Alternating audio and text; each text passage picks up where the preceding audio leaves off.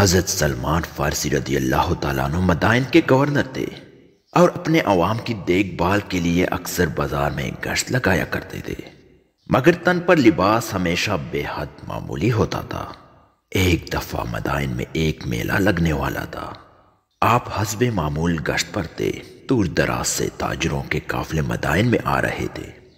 ایک ایسے قافلے کی آمد پر جب آپ اس کے قریب سے گزرے تو اس قافلے میں شامل ایک تاجر نے آپ کے معمولی لباس کی وجہ سے مزدور سمجھ کر آپ کو اپنے قریب بلایا اور سامان اٹھانے کا حکم دیا۔ آپ رضی اللہ تعالیٰ عنہ نے بلا تردد اس کا سامان اٹھانا شروع کر دیا۔ اتنے دیر میں کسی نے آپ کو پہچان لیا اور پکار کر اس تاجر کو کہا، یہ سلمان فارسی رضی اللہ تعالیٰ عنہ ہمارے مدائن کے گورنر ہیں۔ آپ ان کو معمولی مزدور سمجھ کر ان سے کام کروا رہے ہیں۔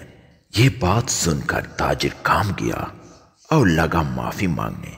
حضرت سلمان فارسی رضی اللہ تعالیٰ عنہ بڑی بے نیازی سے بولے، اس میں حرج کیا ہے کہ تمہارا سامان منزل تک پہنچا دوں؟